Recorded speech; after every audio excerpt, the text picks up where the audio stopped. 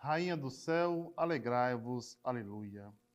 Porque o Senhor que mereceste trazer em vosso seio, aleluia.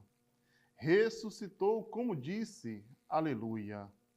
Rogai por nós a Deus, aleluia. Alegrai-vos e exultai, ó Virgem Maria, aleluia. Porque o Senhor ressuscitou verdadeiramente, aleluia. Oremos. Ó Deus, que pela ressurreição de Jesus Cristo, vosso Filho, vos dignaste trazer alegria ao mundo, concedei-nos, nós te pedimos, que pela Virgem Maria, sua mãe, cheguemos ao gozo da vida eterna, pelo mesmo Cristo, nosso Senhor. Amém. Glória ao Pai, ao Filho e ao Espírito Santo, como era no princípio, agora e sempre. Amém.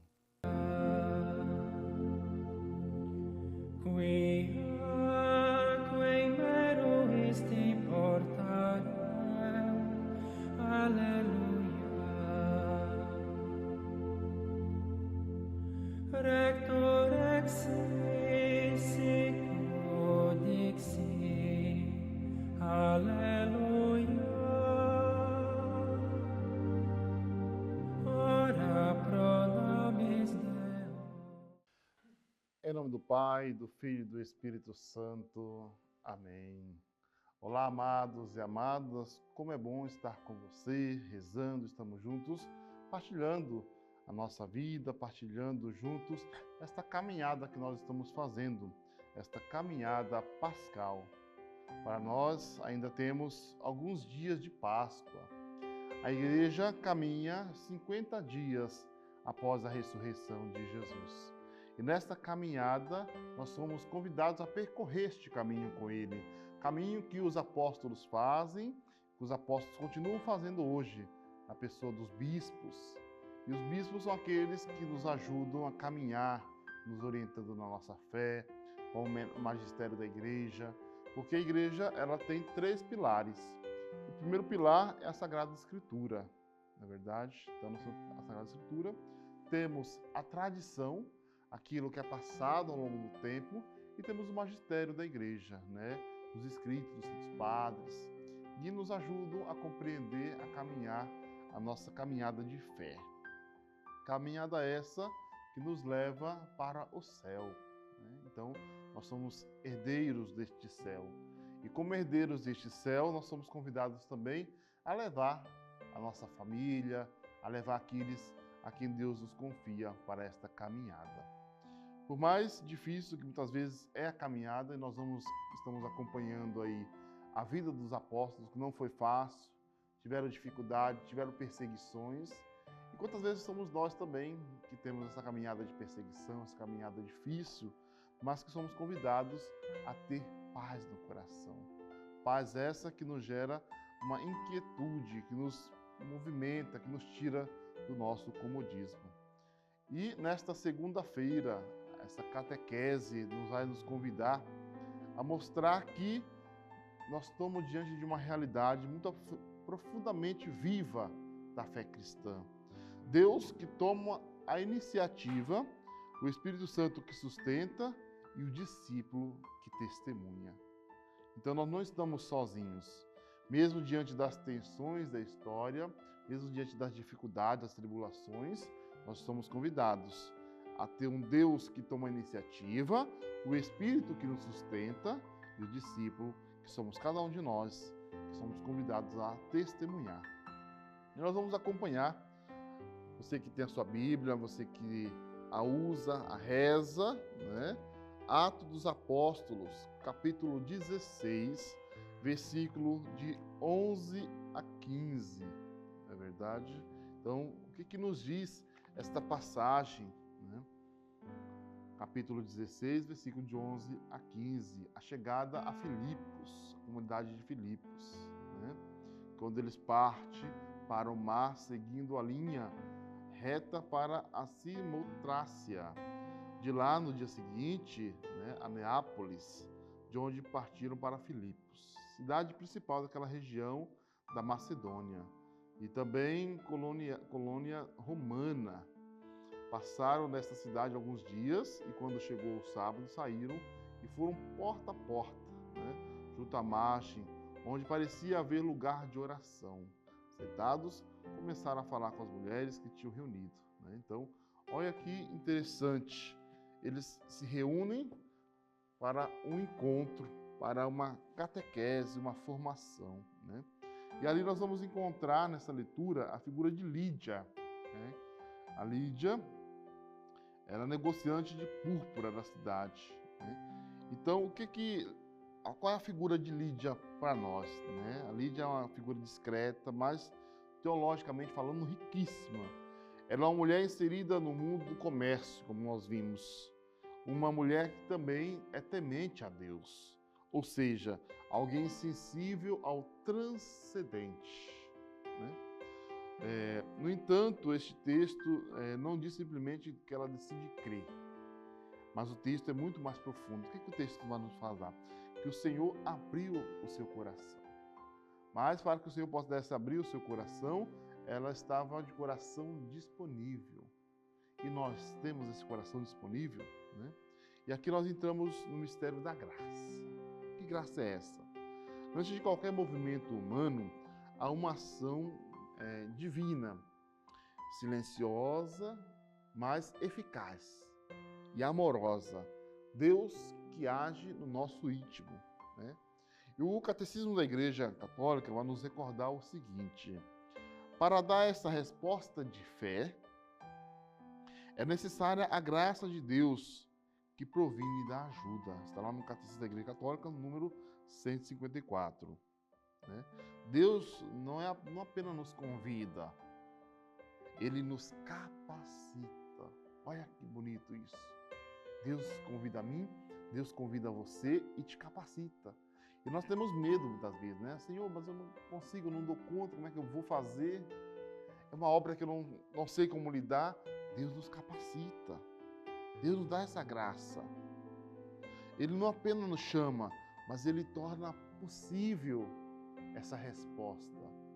Então, quando nós damos a nossa resposta, Deus vai abrindo os caminhos, vai fazendo com que as coisas aconteçam. Não sei se você já passou por essa situação de estar enfrentando alguma coisa, enfrentando algo, e você não sabe para onde sair, para onde recorrer, e a graça de Deus acontece, e as situações vão se resolvendo. Isso acontece na nossa vida profissional, na nossa vida acadêmica, na nossa vida familiar. A providência de Deus, ela vem, ela acontece, mas é preciso que abertura de coração. O Papa Leão vai, especialmente nas suas catequeses, ele vai nos insistir que a ação de Deus não violenta o ser humano, mas o eleva. Deus, ao atrair o ser humano, não destrói a sua liberdade, mas a aperfeiçoa, tornando-a capaz do bem. Então, Deus age em nós, mediante também a nossa abertura de coração, a nossa disponibilidade, né? E isso vai se manifestar claramente na vida de Lídia. Deus que abre o coração, ela escuta com atenção e responde com generosidade. Então, é preciso ter essa escuta, essa abertura e essa ação de generosidade na resposta que Deus nos convida. E essa resposta, ela se torna concreta, na verdade, porque ao ela deixar-se conduzir por Deus, ela é batizada, juntamente com a sua família, a sua casa se transforma em espaço de missão.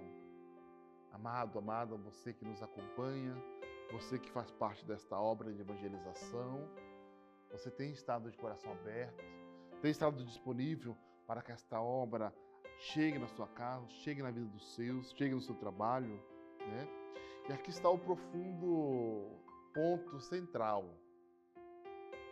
A fé que se traduz em acolhida e compromisso. Fé que tem que se traduzir em acolhida e compromisso. Mas, se você ainda não se tornou uma fé neste compromisso, é preciso deixar Deus tocar, agir. E o Espírito Santo que vem também nos conduzindo neste caminho, que nós vamos encontrar também no Evangelho de João. Você que tem a sua Bíblia, abra o Evangelho de João, capítulo 15, versículo de 26 a 16. João 15, de 26 a 16, 16 a 26. Né? O João é o Evangelho que vai nos trazer os sinais que Deus realiza na nossa fé, na nossa vida. Né? O Evangelho vai nos introduzir a esse dom do Espírito Santo. Né? Vai nos trazer que o defensor é o Paráclito. O Espírito da Verdade diz algo decisivo, o Evangelho de João. Ele dará testemunho de mim e vós também dareis testemunho. Olha que responsabilidade que nós estamos assumindo de ser testemunhas do Cristo ressuscitado. Né? E ser testemunha, né, não quer dizer que nós precisamos ter vivido, ter experimentado aquela experiência lá com os apóstolos. Mas, assim como Jesus disse a Tomé, felizes são aqueles que não acreditassem terem vistos. Cristãos que nascem com este compromisso de fé. Lá na Lumen Gentium, né, a Lumen Gentium vai dizer o seguinte: o Espírito Santo guia a igreja na verdade, a unifica na comunhão e no serviço. Mas esta ação precisa gerar em nós, né, algo pessoal que de busca interior. Que busca é essa? Que a Lumen Gentium vai dizer, né? Que é um Espírito Santo que habita em nós. Ao habitar em nós, nos gera esse desejo de busca, de mergulharmos, porque nós só podemos entregar ao outro aquilo que nós somos mergulhados, inseridos, e aí nós podemos transmitir. E quando nós nos deixamos ser banhados, ser mergulhados no Espírito Santo, Deus age em nós. E o Papa Leão ainda continua dizendo, né, que o justo vive pela graça do Espírito Santo, que nele habita como um templo e o move interiormente. A igreja vai nos dizer que nós somos templo do Espírito Santo. O Espírito Santo que habita em nós. Não é apenas uma força externa, mas é uma presença interior. Muitas vezes nós nos sentimos vazios, cansados, e aí o Espírito Santo ele vem nos iluminar para que nós possamos criar forças e seguir em frente.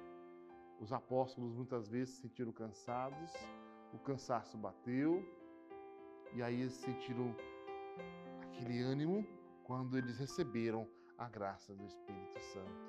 E Deus age em nós por meio do Espírito Santo. Assim como agiu na vida de Maria, assim como agiu na vida de Lídia, nós encontramos na leitura, ele também age na nossa vida.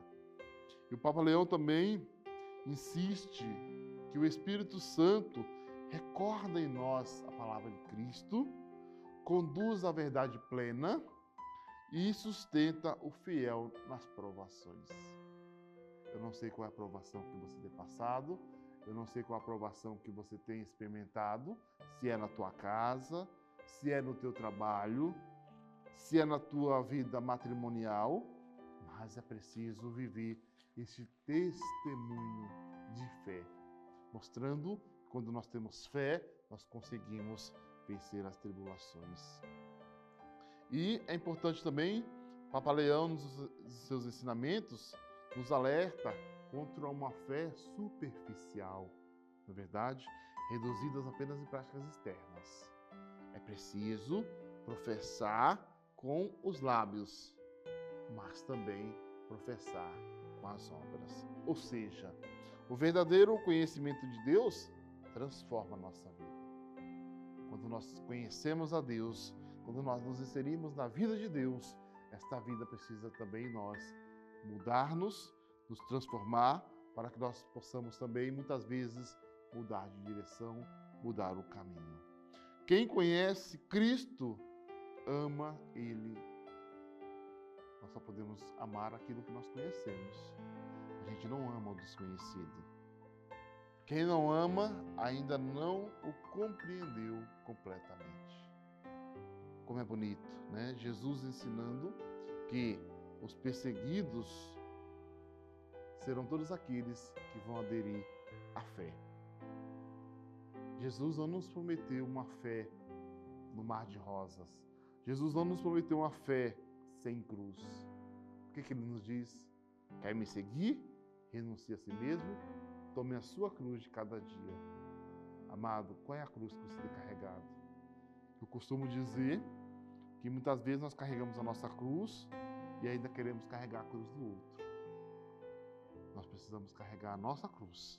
Cada um tem a sua cruz.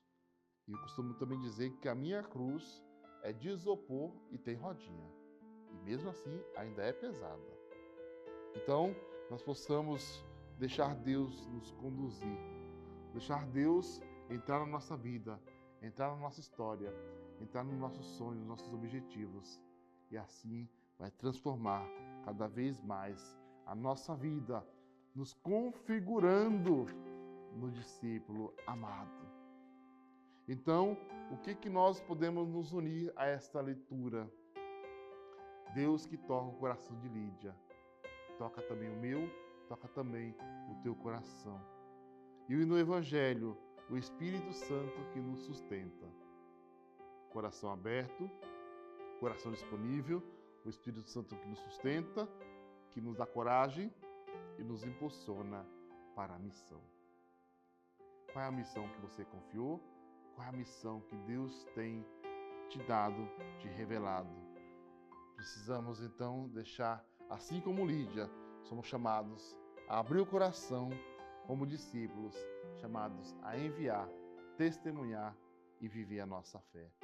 Professe a sua fé, viva, que Deus com certeza já está agindo na tua vida, na tua família e principalmente na tua saúde. Que nós possamos pedir essa graça ao Espírito Santo de não desistir, de não desanimar.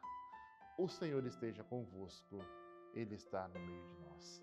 Abençoe-vos o Deus Todo-Poderoso, o Pai, o Filho e o Espírito Santo. Amém.